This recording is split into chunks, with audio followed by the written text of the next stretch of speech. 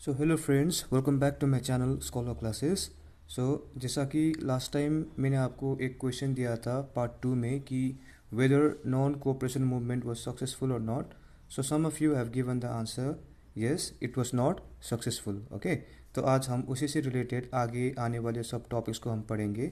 तो the topics which we will cover today will be main most important topic is towards civil disobedience. Okay, so civil disobedience movement कैसे start हुआ इसके बारे में पढ़ेंगे। पर उससे पहले सिविल डिसोबीडियंस मूवमेंट स्टार्ट होने से पहले will look on the topic of non cooperation movement क्यों फेल हुआ। Okay, then will look upon Simon Commission, then will talk about the salt march, जिसको हम कभी कभी डांडी मार्च या तो सॉल्ट सत्याग्रह भी कहते हैं, जिसके कारण से क्या स्टार्ट हुआ था, आपका सिविल डिसोबीडियंस मूवमेंट स्टार्ट हुआ था। And finally the last topic for the day will be how participants saw the movement. Okay, so without any delay let's get started.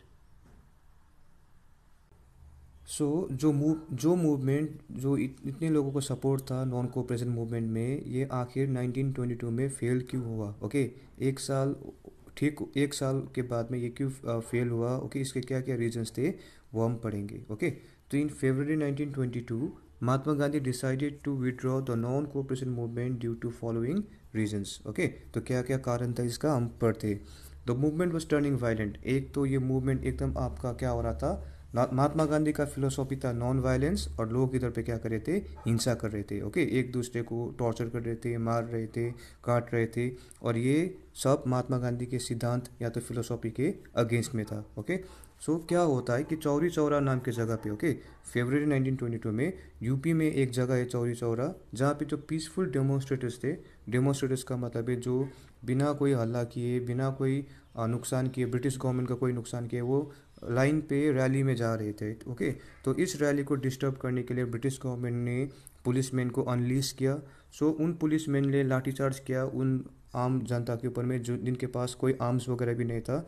तो आम जनता भी गुस्से में आके क्या कर दिए, 22 पुलिसमैन को, ये घटना में 22 पुलिसमैन को उन्होंने पुलिस स्टेशन में बंद करके जिंदा उनको क्या कर दिया, जला डाला।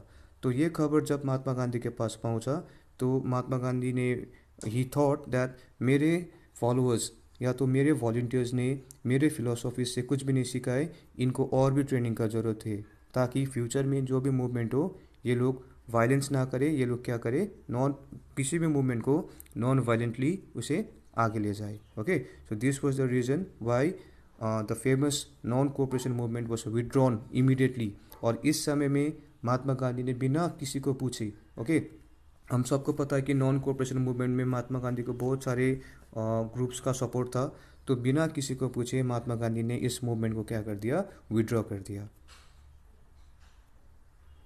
ओके, तो महात्मा गांधी ने जब नॉन कोऑपरेशन मूवमेंट बिना किसी को पूछे क्या किया, उन्होंने सस्पेंड कर दिया, ख़त्म कर दिया। तो बहुत सारे उनके सपोर्टर्स, ओके, कांग्रेस में जो लोग थे उनके सपोर्टर्स ने भी क्या कर दिया, अब महात्मा गांधी को सपोर्ट करने का उन लोग ने फैसला, सपोर्ट ना करने का उन लोग ने फैसला कर लिया, क्योंकि कुछ भी मिल नहीं रहा था, कुछ भी फ्रूटफुल नहीं हो रहा था। महात्मा गांधी का उन्होंने सपोर्ट किया था मास मूवमेंट में, पर महात्मा गांधी ने बिना किसी को पूछे इस मूवमेंट को बंद कर दिया। इन और कुछ कांग्रेस लोगों के पास कुछ ऑप्शंस भी था। अब क्या ऑप्शंस था, अब कुछ ऑप्शंस में क्या था कि 1919 में जब फर्स्ट वर्ल्ड वॉर जब ख़त्म हो गया था, उसके एक साल बाद 1919 में ब्रिटिश ने एक कानून बनाया था जिसका नाम था गवर्नमेंट ऑफ इंडिया एक्ट, जिसमें ब्रिटिश ने क्या बोला था कि इंडियंस भी अब लेजिस्लेटिव काउंसिल्स में, ओके, इंडियंस भी अब क्या कर सकते हैं, इलेक्शंस लड़ सकते हैं। ओके, इंडियंस भी अब क्या कर सकते हैं, इलेक्शंस लड़ सकते हैं। ओके, तो इसके लिए अब इलेक्शंस लड़ने के लिए तो पहला तो उन लोग के पास पॉलिटिकल पार्टीज होना बहुत ज़रूरी है। और उस समय में पॉलिटिकल पार्टी था, इंडियन नेशनल कांग्रेस था, पर इंडियन नेशनल कांग्रेस का मेन लीडर कौन थे, महात्मा गांधी।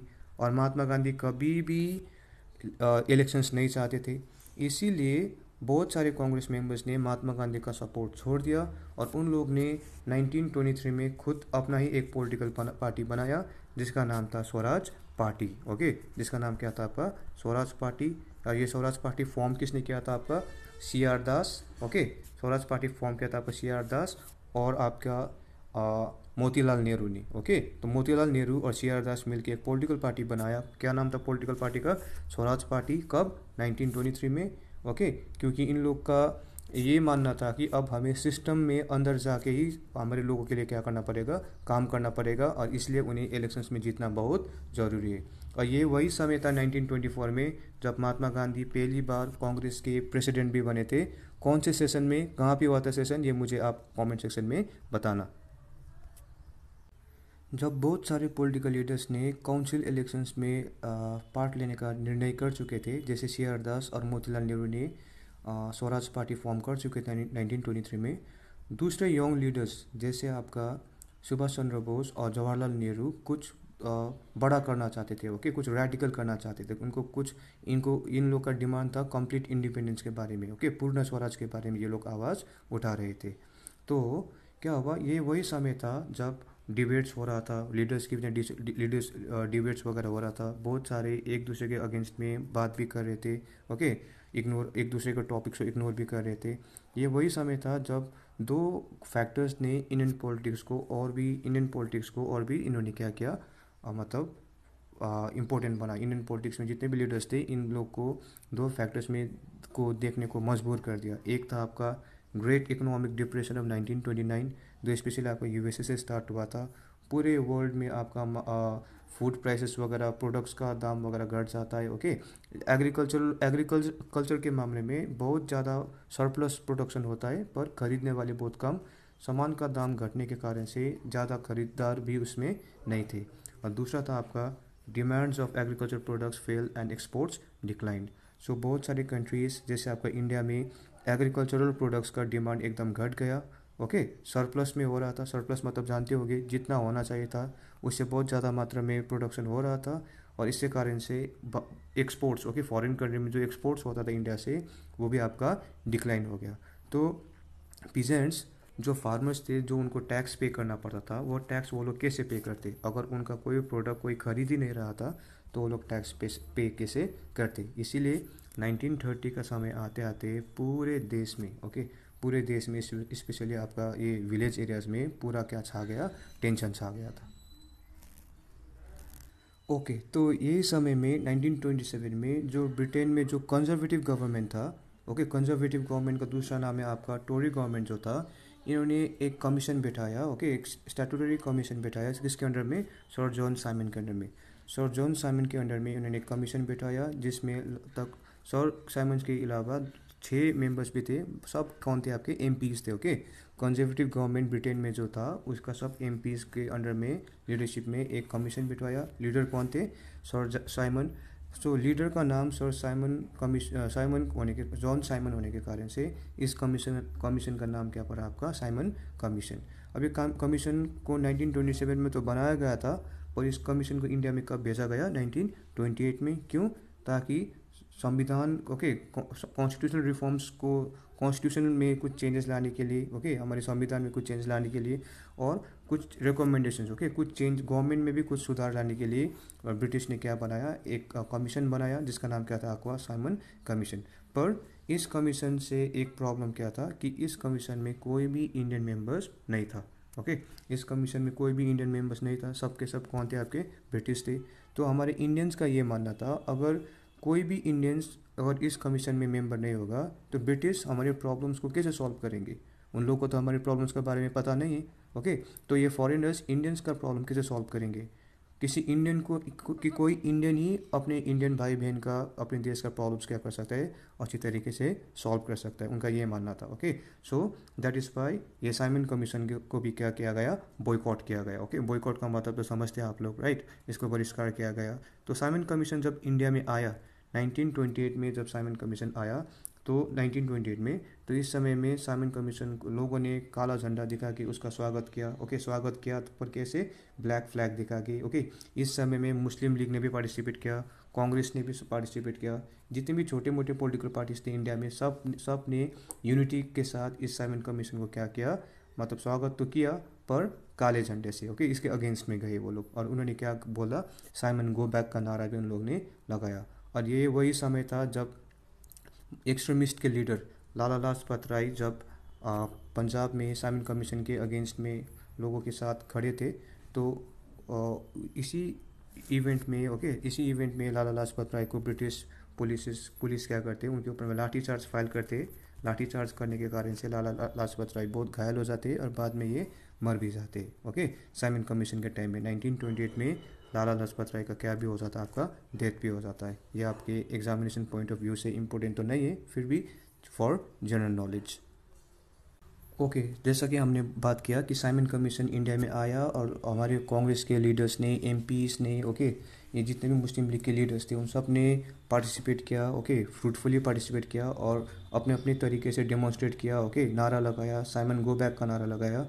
पर लोगों का भरोसा जीतने के लिए, ओके, लोगों का भरोसा और अच्छे तरीके से जीतने के लिए जो उस समय के हमारे इंडिया में जो वाइसरॉय थे, लॉर्ड इरविन, ओके, वाइसरॉय कौन थे उस समय में? Lord Irwin. उन्होंने इंडियंस का सपोर्ट लेने के लिए, इंडियंस का भरोसा जीतने के लिए एक उन्होंने क्या दिया, एक प्रस्ताव रखा। ओके, उस प्रस्ताव को कभी कभी हम क्या भी कहते हैं, डोमिनियन स्टेटस। ओके, एक ऑफर रखा, डोमिनियन स्टेटस का ऑफर रखा इंडियंस के अगेंस्ट सामने। और महात्मा गांधी जो हमारे इंडियन नेशनल कांग्रेस के जो लीडर थे, उनको राउंड टेबल कॉन्फ्रेंस में, राउंड टेबल कॉन्फ्रेंस जो उस समय में ब्रिटेन में होता था, इसमें पार्टिसिपेट करने के लिए उन्हें रिक्वेस्ट भी किया। ओके, तो लॉर्ड इरविन ने महात्मा गांधी जो इंडियन नेशनल कांग्रेस के जो उस समय में टॉप लीडर थे, उनको उन्होंने रिक्वेस्ट किया कि आप लंदन में आइए और राउंड टेबल कॉन्फ्रेंस को अटेंड कीजिए। ओके, राउंड टेबल कॉन्फ्रेंस का मतलब बहुत ही ईजी है। उस समय में जितने भी इंपॉर्टेंट मीटिंग्स होता था लंदन में, वो राउंड टेबल में होता था। ओके, तो इसीलिए इसे राउंड टेबल कॉन्फ्रेंस भी कहते हैं। तो लॉर्ड इरविन ने महात्मा गांधी को, ओके, राउंड टेबल कॉन्फ्रेंस में आने का प्रपोजल उन्होंने दिया। ओके, पर महात्मा गांधी और Indian national Congress Lord Irwin के जो प्रस्ताव थे उससे सहमत नहीं हुए। और आप सबको पता होगा कि फर्स्ट राउंड टेबल कॉन्फ्रेंस जो हुआ था, ओके, उसमें इंडियन नेशनल कांग्रेस ने पार्टिसिपेट नहीं किया था। ओके, तो उसके बाद में जवाहरलाल नेहरू और सुभाष चंद्र बोस जो थे उस समय में बहुत ये लोग एक्टिव हो रहे थे। उस समय यंग लीडर्स थे, ये लोग बहुत एक्टिव थे। थोड़े से ये लोग रेडिकल्स तरीके से सोचते थे, दूर का सोचते थे, और इनको ब्रिटिश को कैसे भी करके इंडिया से क्या करना था, भगाना था। तो फाइनली क्या होता है कि 1929 में, दिसंबर 1929 में क्या होता है कि लाहौर, जब इंडियन नेशनल कांग्रेस का जो मीटिंग हुआ था लाहौर अभी जो पंजाब में है, ओके, लाहौर में, तो पंडित जवाहरलाल नेहरू के लीडरशिप में क्या डिसाइड किया जाता है, पूर्ण स्वराज का घोषणा किया जाता है। जो पहली बार इंडियन हिस्ट्री में लाहौर सेशन में, ओके, 19 कब हुआ था लाहौर सेशन? 1929 में। कहाँ पे हुआ था? लाहौर में हुआ था। तो पहली बार इंडियन नेशनल कांग्रेस ने पूर्ण स्वराज का बात किया, कंप्लीट इंडिपेंडेंस के बारे में बात किया। ओके, तो और ये भी डिक्लेयर किया कि हर एक साल 26 जनवरी को हम इंडिपेंडेंस डे भी क्या करेंगे, सेलिब्रेट करेंगे। ओके, तो पहली बार इंडिपेंडेंस डे कब सेलिब्रेट हुआ था स्टूडेंट्स? 26 जनवरी 1930 को पहली बार क्या हुआ था, हमारे देश में इंडिपेंडेंस डे क्या हुआ था, सेलिब्रेट किया गया था। तो पूर्ण स्वराज का जब घोषणा हुआ 1930 में लाहौर में, तो इसे पहली बार इंडिपेंडेंस डे के हिसाब में सेलिब्रेट भी किया गया, और जितने भी जनता थे उनको शपथ लेने के बारे में बोला गया था। पर इसमें आप लोग को सुनने में आश्चर्य लगेगा कि बहुत सारे कम ऐसे इंडियंस थे जिन्होंने इस मूवमेंट में, इस इवेंट में उन्होंने पार्टिसिपेट किया। तो महात्मा गांधी का ये सोचना था कि महात्मा गांधी को कुछ बड़ा करना था। ओके, महात्मा गांधी अभी भी कुछ कन्फ्यूज़न में थे, उनको अभी भी उनका जो आइडियाज़ था पूरे इंडिया में ट्रैवल नहीं कर रहा था। तो उन्होंने क्या किया, उनको एक ऐसा आइडिया बनाना था फ्रीडम के बारे में जो पूरे इंडियंस के लाइफ को छू सके, कि पूरे इंडियंस के का जितना भी प्रॉब्लम्स था, उन प्रॉब्लम्स को अगर वो सॉल्व कर पाएंगे तो उनके हिसाब से वो क्या करेंगे, वो फिर से मूवमेंट में क्या कर पाएंगे, पार्टिसिपेट करेंगे। तो इसीलिए क्या किया उन्होंने, 31 जनवरी 1930 में महात्मा गांधी ने क्या किया, वाइसरॉय इरविन को, उस समय में इंडिया के वाइसरॉय कौन थे, लॉर्ड इरविन, ओके, उनको एक चिट्ठी लिखा, लेटर लिखा, और लेटर में उन्होंने उनका कितना डिमांड्स था, 11 डिमांड्स थे। ओके, तो ये 11 डिमांड्स क्या क्या थे हम देखते हैं। ओके, तो एक डिमांड जो था चिट्ठी में जो लिखा गया था महात्मा गांधी के द्वारा, वो था टैक्स रिडक्शन। ओके, तो देखो महात्मा गांधी पूरी तरीके से टैक्स को हटाने का बात नहीं कर रहे, पर जितना टैक्स ब्रिटिश वसूल कर रहे हैं महात्मा गांधी के हिसाब से, अगर वो उस टैक्स को कम कर देंगे तो हमारे जो पीजेंट्स है, फार्मर्स है, उनको थोड़ा सा राहत मिलेगा। ओके, और जितने भी लिक्वर्स है, जितने भी ड्रिंक्स वगैरह जो था उसको ख़त्म करना, ओके, उसको ये शराब वगैरह का जो सेवन होता है इसे बेचने का काम को रोक देना। ओके, और सबसे इम्पोर्टेंट बात, जो रेशियो था रुपी और स्टर्लिंग, ब्रिटेन में उस समय में जो करेंसी का नाम था उस वो क्या था आपका, sterling. Okay, pound sterling. Pound sterling का जो वैल्यू था इंडियन रुपये से बहुत ज़्यादा था। तो महात्मा गांधी का क्या कहना था, इस डिफरेंसेस को रिड्यूस करके इसे क्या बनाए, इक्वल बनाए। ओके, रेशियो एकदम इक्वल बनाने का महात्मा गांधी का आग्रह था। और जैसा कि मैंने बोला, लैंड रेवेन्यू को जो टैक्स पे करते थे पीजेंट्स उसे एकदम रिड्यूस कर देना। और सबसे इम्पोर्टेंट बात, सॉल्ट टैक्स। उस समय अभी यू कैन इमेजिन कि what might be the price of salt in India right now, 20 rupees, hardly 20 rupees पर केजी हो गया अभी भी। और उस समय में तो मोरलेस सॉल्ट या तो नमक शायद आपका फ्री था। और उस समय में क्या कर दिया ब्रिटिश ने कि जितने भी कोस्टल एरियाज थे इंडिया में, ओके, इंडिया का जो कोस्टल एरियाज है उसमें जो सॉल्ट मैन्युफैक्चर होता था उसमें ब्रिटिश ने कानून लगा दिया, यानी कोई भी इंडियंस बिना ब्रिटिश के परमिशन से खुद से नमक नहीं मैन्युफैक्चर कर सकता है। तो महात्मा गांधी ने सॉल्ट को भी एक अपना वेपन बनाया। ओके, तो उन्होंने सॉल्ट में जो टैक्स हम पे करते थे उसे उन्होंने ख़त्म करने के बारे में बात किया था। और मिलिट्री एक्सपेंडिचर में भी हम लोग बहुत पैसा खर्च करते थे, टैक्सेस वगैरह पे करते थे, सिविल एक्सपेंडिचर में, एडमिनिस्ट्रेशन में। ओके, और जो हमारे हमारे इंडिया से जो प्रोडक्ट्स, टेक्सटाइल प्रोडक्ट्स वगैरह ज़्यादा था, कपड़े वगैरह फॉरेन में या तो आता था, उसमें क्या इंट्रोड्यूस करना, कस्टम ड्यूटी इम्पोज करना। कस्टम ड्यूटी मतलब टैक्स इम्पोज कर देना। यहाँ से जब सामान ब्रिटेन में जाता था तो उस समय में वो किसी भी तरीके का टैक्स वसूल नहीं करते थे। पर जब सामान ब्रिटेन से इंडिया आता था तो हमारे इंडियंस को उसमें इम्पोर्ट्स में क्या क्या पड़ना पड़ता था, ज़्यादा टैक्स पे करना पड़ता था। और सबसे इम्पोर्टेंट बात, जितने भी पॉलिटिकल प्रिजनर्स को अरेस्ट किया था ब्रिटिश ने, ओके, जिन्होंने ब्रिटिश गवर्नमेंट को थोड़ा सा नुकसान पहुंचाया था, ओके, जिसको एकदम जेल में बंदी बनाया गया था, उन सबको छोड़ने का भी महात्मा गांधी ने क्या किया था, डिमांड में लिखा था। तो ये कुछ डिमांड्स इधर पे है। ओके, 11 डिमांड्स में से कुछ डिमांड्स मैंने यहाँ पे लिखा है, और भी बहुत सारे डिमांड्स थे। ओके, तो उन्होंने ये भी बोल दिया, अगर ये डिमांड जो मैंने लिखा है चिट्ठी में, अगर ये पूरा नहीं हुआ तो 11 मार्च 1930 में कांग्रेस क्या करेगा, एक बड़ा सा मूवमेंट लॉन्च करेगा। और उस मूवमेंट का नाम क्या होगा आपका, सिविल डिसोबीडियंस कैंपेन। ओके, अब हम ब्रिटिश के कोई भी बात को हम लोग एक्सेप्ट नहीं करेंगे, जो भी वो प्रपोजल होगा हम उसे क्या कर देंगे, इनकार कर देंगे। ओके, और पहली बार बात हुआ रूल्स को ब्रेक करने का बात महात्मा गांधी कर रहे थे। और जब ये चिट्ठी वाइसरॉय इरविन के पास पहुंचा तो उन्होंने नेगोशिएट करने से इनकार कर दिया, डिमांड्स को पूरा करने से इनकार कर दिया। जैसा कि महात्मा गांधी ने अल्टीमेटम दिया था, महात्मा गांधी साबरमती आश्रम से, ओके, गुजरात में साबरमती आश्रम में से अपने 78 ट्रस्टेड वॉलंटियर्स के साथ उन्होंने सॉल्ट मार्च स्टार्ट किया, डांडी टिल डांडी। तो ऐसा बुक ऐसा कहता है आपका कि उन्होंने हर एक दिन 10 माइल का जो फासला होता था, 10 माइल का, ओके, वो तय करते थे। और उनको लगभग 240 मील उन्होंने अपने वॉलंटियर्स के साथ वो चल पड़े। ओके, तो जब वो डांडी पहुँचे, कोस्टल टाउन गुजरात का डांडी पहुँचे 6 अप्रैल में, तो उन्होंने क्या किया, बहुत सारा बुक्स अलग अलग जानकारी देता आपको। जैसे कोई बुक कहता है कि उन्होंने डांडी पहुँच के उन्होंने ज़मीन से उन्होंने नमक उठाया। ओके, कोई बोलते हैं उन्होंने नमक को बॉयल किया, पानी को बॉयल करके उन्होंने नमक बनाया। तो बहुत सारे हिस्ट्री बुक्स अलग अलग आपको इन्फॉर्मेशन देते हैं। पर ज़्यादा से ज़्यादा जो यूनिवर्सल ट्रूथ जो है वो है आपका कि उन्होंने सॉल्ट को मैन्युफैक्चर किया कैसे।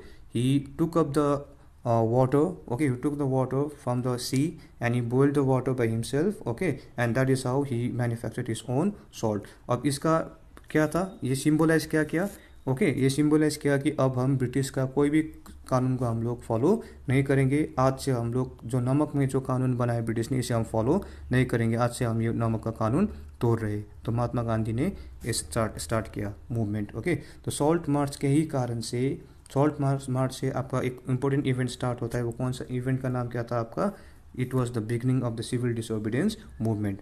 तो कभी कभी सॉल्ट मार्च को हम क्या कहते हैं, डांडी मार्च या तो सॉल्ट सत्याग्रह। ओके, तो that is how civil disobedience movement began in the year 1930। So इधर पे एक क्वेश्चन आपके एग्जामिनेशन पॉइंट ऑफ व्यू से बहुत इंपॉर्टेंट है, that is how was the civil disobedience movement different from non cooperation movement. ये 3 marks के लिए भी पूछा जा सकता है। तो नॉन कोऑपरेशन मूवमेंट आपका सिविल डिसोबीडियंस मूवमेंट से कैसे अलग था, या तो वाइस वर्सा। ओके, तो जैसा कि आप लोग को पता होगा कि नॉन कोऑपरेशन मूवमेंट में स्टार्ट हुआ था आपका 1921 में, okay. Whereas civil disobedience movement आपका स्टार्ट कब हुआ? 1930 में। तो नॉन कोऑपरेशन मूवमेंट स्टार्ट होने का मेन कॉज क्या था आपका? First World War, Rowlatt Act, Jallianwala Bagh massacre, Khilafat issue, ये थे आपका main reasons behind the starting of non cooperation movement. Whereas the reasons for the starting of civil disobedience movement in India were Great Depression of 1929, failure of Simon Commission and rejection of 11 demands of Mahatma Gandhi. Okay, तो let's see now अब इसमें participants कौन कौन थे? अब non corporation movement में, non corporation movement जो था इसके पार्टिसिपेंट कौन थे? सिटीज़ में middle class people, working class, okay. गांव बस्ती में, रूरल एरियाज में कौन थे? Peasants, plantation workers, tribals etcetera. और इतना ही नहीं, खिलाफत इशू के कारण से तो मुस्लिम्स ने भी पार्टिसिपेट किया था नॉन कॉर्पोरेशन मूवमेंट में। पर अगर आप लोग सिविल डिसोबीडियंस मूवमेंट का बात करो तो इसमें किसने पार्टिसिपेट किया? बड़े बड़े बिजनेसमैन ने पार्टिसिपेट किया, ओके। रिच पीजेंट्स ने पार्टिसिपेट किया। इतना ही नहीं, वुमेंस ने भी पार्टिसिपेट किया, कुछ हद तक इंडस्ट्रियल वर्कर्स ने भी पार्टिसिपेट किया। पर इसमें आपको मुस्लिम्स का पार्टिसिपेशन आपको देखने को नहीं मिला। क्यों? बिकॉज एक ही रीज़न था इसमें, क्योंकि 1922 में जब महात्मा गांधी ने इस नॉन कॉर्पोरेशन मूवमेंट को जब बिना किसी से पूछे ख़त्म कर दिया, तो ये एक कारण बना कि बहुत सारे लोगों ने सिविल डिसोबीडियंस मूवमेंट, जो एक मास मूवमेंट था, इसमें बहुत सारे लोगों ने पार्टिसिपेट नहीं किया, because most of them were angry with Mahatma Gandhi, okay. और सबसे इम्पोर्टेंट बात, नॉन कॉर्पोरेशन मूवमेंट का मेन कॉन्सेप्ट क्या था? कि ब्रिटिश के साथ किसी भी हिसाब से कोऑपरेट ना करना, उनको हेल्प ना करना, ओके, बॉयकॉट करना, ओके। पर इसमें आपका रूल्स को ब्रेक करने का बात नहीं हुआ था। पर सिविल डिसोबीडियंस मूवमेंट में क्या हुआ? सीधा सीधा महात्मा गांधी ने बोल दिया कि अब हम ब्रिटिश का कोई भी कानून का पालन नहीं करेंगे, we will break all the rules and regulations made by the British government, okay. तो अगर आपसे कोई पूछे कि tell me one difference between non cooperation movement and civil disobedience movement, your answer will be, in non-cooperation movement the main thing that was adopted was not to cooperate with British kingdom, okay, empire. But in civil disobedience movement the concept was to break the rules and regulations.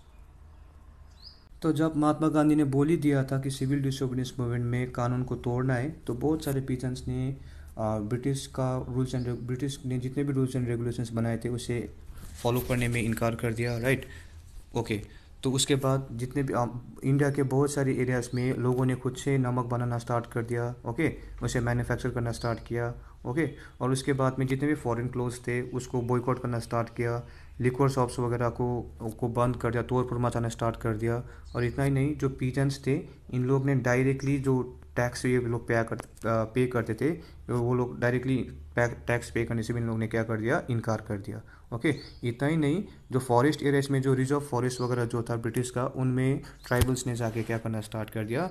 ज़बरदस्ती forest laws को break कर दिया, और जो British कहते थे उसका ठीक ऑपोजिट लोग करने लगे। किसमें? सिविल डिसोबीडियंस मूवमेंट में। तो ये सिविल डिसोबीडियंस मूवमेंट जो था एकदम सक्सेसफुल हो रहा था, ओके, पूरा सक्सेसफुल हो रहा था। पर ब्रिटिश गवर्नमेंट को धीरे धीरे करके नुकसान होने लगा, कि वो लोग they became much more worried by the development, okay. So उन्होंने इस मूवमेंट को ख़त्म करने के लिए ब्रिटिश गवर्नमेंट ने क्या किया? जितने भी टॉप लीडर्स थे उनको अरेस्ट करना स्टार्ट कर दिया। इंडियन नेशनल कांग्रेस के टॉप लीडर्स को क्या करना स्टार्ट किया? अरेस्ट करना स्टार्ट किया। उनमें से एक लीडर थे Khan Abdul Gruffudd Khan, okay, Khan Abdul Gruffudd Khan, जिनको कभी कभी ये अफ़गानिस्तान के थे, पर इन्होंने उस समय ने महात्मा गांधी का फिलोसफी इनको बहुत बहुत पसंद था, खान अब्दुल गफर खान को। तो इनको कभी कभी महात्मा गांधी, फ्रंटियर गांधी के नाम से भी जानते थे। तो 1930 में क्या हुआ? जब इनको अरेस्ट किया गया 1930 में अप्रैल के महीने में पेशावर में, तो लोगों ने पुलिस के व्हीकल्स में, ओके, दफ्तरों में आग लगाना स्टार्ट कर दिया। बहुत सारे लोग मर गए थे इसमें। और बाद में कुछ दिन बाद, कुछ महीने बाद महात्मा गांधी को भी पुलिस ने अरेस्ट कर लिया। तो महात्मा गांधी को अरेस्ट करने के बाद तो और भी टेंशन छा गया पूरे देश में, ओके।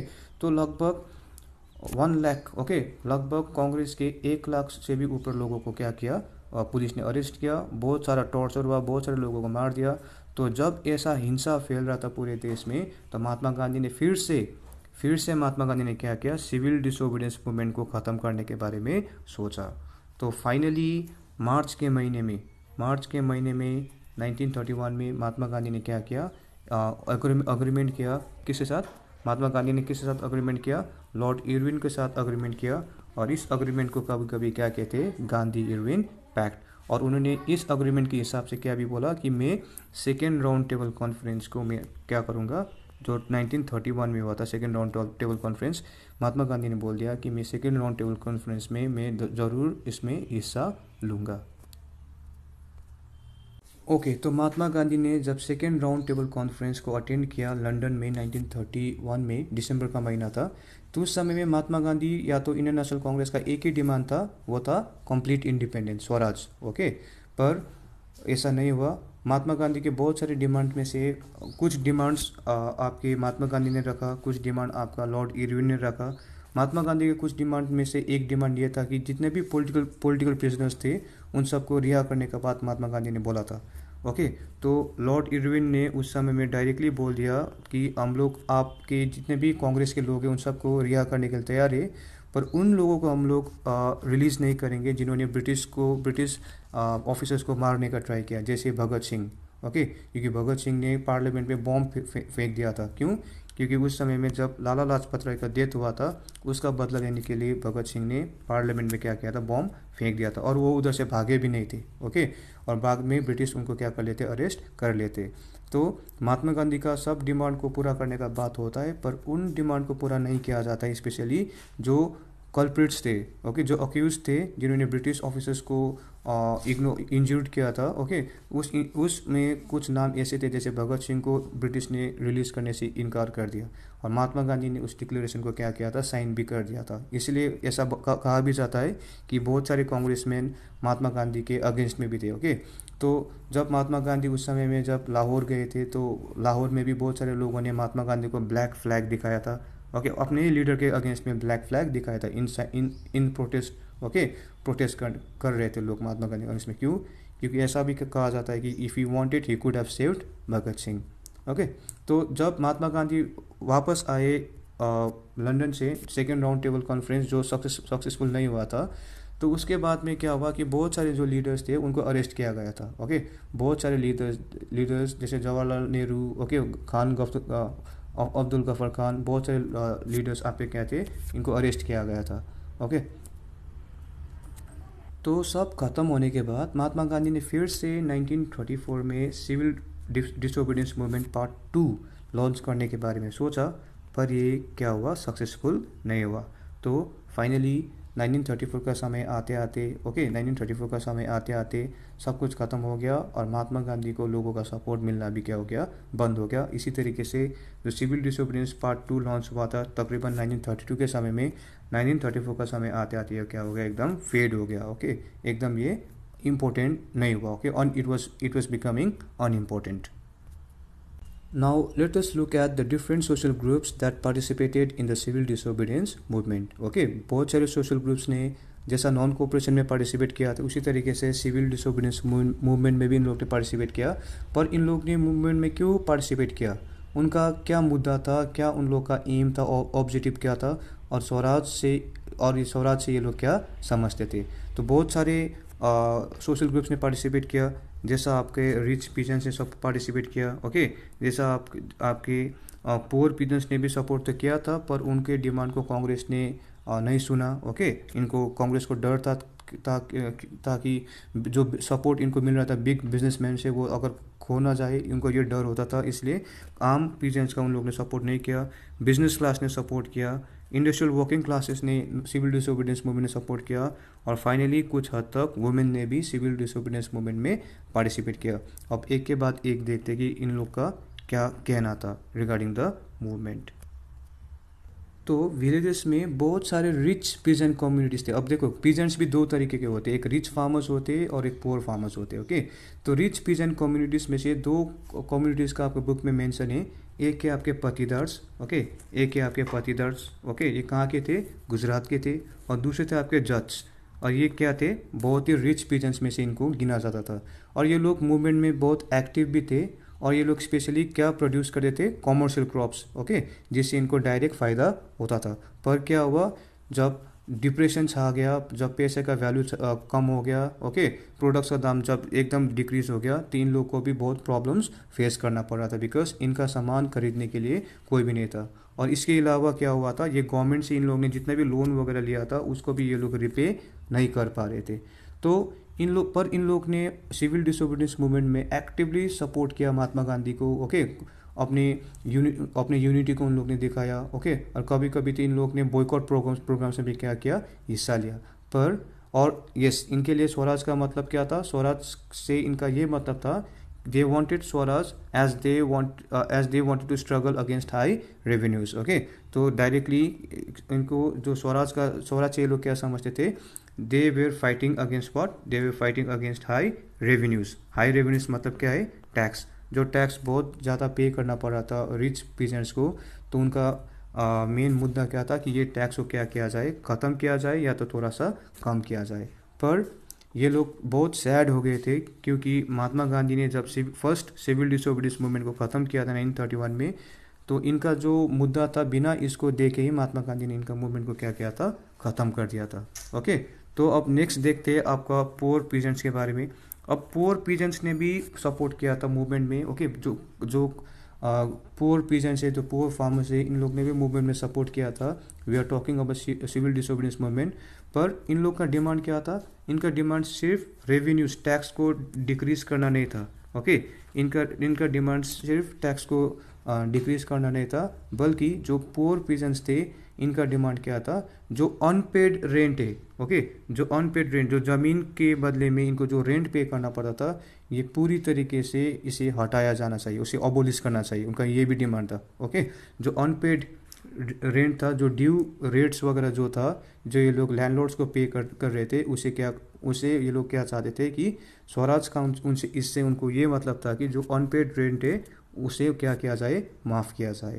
पर इन लोग ने प्रोटेस्ट में शामिल भी किया, they were actively they participated in this movement. But what happened, जो कांग्रेस थे उस समय में इनको फंड मिल रहा था रिच पीजेंट से और बिजनेसमैन से, और कांग्रेस को सपोर्ट जो मिल रहा था पीजेंट से, अगर ये पीजेंट्स का हेल्प करते पुअर पीजेंट्स का, तो उनको कांग्रेस यानी बिजनेसमैन का सपोर्ट नहीं मिलता। So that is how the Congress did not support the cause of poor peasants. तो तीसरे ग्रुप जो थे जिन्होंने सिविल डिसोबीडियंस मूवमेंट में पार्टिसिपेट किया था, वो थे बिजनेस क्लास। तो ये बिजनेस क्लास ग्रुप में जो भी ट्रेडर्स वगैरह थे, इन लोग ने बहुत ज़्यादा वेल्थ कमाया था बिकॉज ऑफ ट्रेड, व्यापार के कारण से, ओके। तो ये लोग ने सिविल डिसोबीडियंस मूवमेंट में क्यों पार्टिसिपेट किया था, ताकि इनको प्रोटेक्शन मिले, जो फॉरेन गुड्स से इंपोर्ट होता था, ओके, इसमें उनको प्रोटेक्शन मिले, बिकॉज ब्रिटिश गवर्नमेंट उनसे बहुत ज़्यादा कस्टम ड्यूटी या तो जो टैक्स वसूल किया जाता है इंपोर्ट्स और एक्सपोर्ट्स में, ब्रिटिश गवर्नमेंट बहुत ही ज़्यादा इनसे टैक्स वसूलते थे, ओके। तो बिजनेस क्लास ने सिविल डिसोबीडियंस मूवमेंट में एक्टिवली क्या किया, सपोर्ट किया। उसी तरीके से इंडस्ट्रियल वर्किंग क्लासेस ने भी सपोर्ट किया, पर इस समय जो जितना नॉन कोऑपरेशन मूवमेंट में सपोर्ट मिला था इंडस्ट्रियल वर्किंग क्लासेस का, उतना सिविल डिसोबीडियंस मूवमेंट में देखने को नहीं मिला। सिर्फ कुछ एरियाज़ में, नागपुर, स्पेशली नागपुर रीजन जो महाराष्ट्र में, नागपुर के फैक्ट्री वर्कर्स ने सिविल डिसोबीडियंस मूवमेंट में सपोर्ट किया, क्योंकि उनका मेन डिमांड क्या था, ताकि उनको जो लो वेजेस मिलता था, ओके, जो लो वेजेस जो मिलता था, अनइक्वल पेमेंट जो वो मिलता था, उसको इंक्रीज करने का डिमांड इनका था। इसलिए इन इंडस्ट्रियल वर्किंग क्लासेस ने स्पेशली महात्मा गांधी को सिविल डिसोबीडियंस मूवमेंट में इन्होंने क्या किया था, सपोर्ट किया था, ताकि उनके वर्किंग कंडीशंस को अच्छा बनाया जा सके, और जो लो वेजेस जो इनको मिलता था, इसमें भी थोड़ा सा इंक्रीज हाइक कर सके, ओके। और finally, okay, civil disobedience movement को अगर लार्ज स्केल पार्टिसिपेशन में, अगर किसी को पार्टिसिपेशन अगर आपको देखने को मिलेगा, तो वो किसका पार्टिसिपेशन था, वुमेन्स का पार्टिसिपेशन था। सो महात्मा गांधी जब सॉल्ट मार्च कर रहे थे, तो थाउजेंड्स, ओके, हज़ारों के तादाद में वुमेन अपने घर से बाहर निकली, और महात्मा गांधी का प्रवचन वो लोग सुनते थे, ओके। और उससे बहुत इंस्पायर होकर उन्होंने सिविल डिसोबीडियंस मूवमेंट में उन्होंने हिस्सा लिया, पार्टिसिपेट किया, ओके। उन्होंने प्रोटेस्ट मार्चेस वगैरह किया, सॉल्ट को मैन्युफैक्चर किया, ओके। जितने भी फॉरेन क्लोथ्स थे उन लोगों को सबको उन्होंने जला दिया, लिक्विड शॉप्स को जला दिया, बहुत सारे तो जेल में भी चले गए थे, ओके। तो वुमेन्स का भी सिविल डिसोबीडियंस मूवमेंट में बहुत ज़्यादा पार्टिसिपेशन था। तो इसी से we are done with this topic. Okay, एक टॉपिक और रह गया है जो था, तो टॉपिक का नाम है आपका disadvantages of civil disobedience movement. Okay, so I am done with this particular segment of civil disobedience movement. I will discuss other important parts in my next lecture. So whatever you feel like commenting in the comment section below, you can comment. Okay, if you have any inquiries or queries regarding the chapter, please feel free and ask me some questions.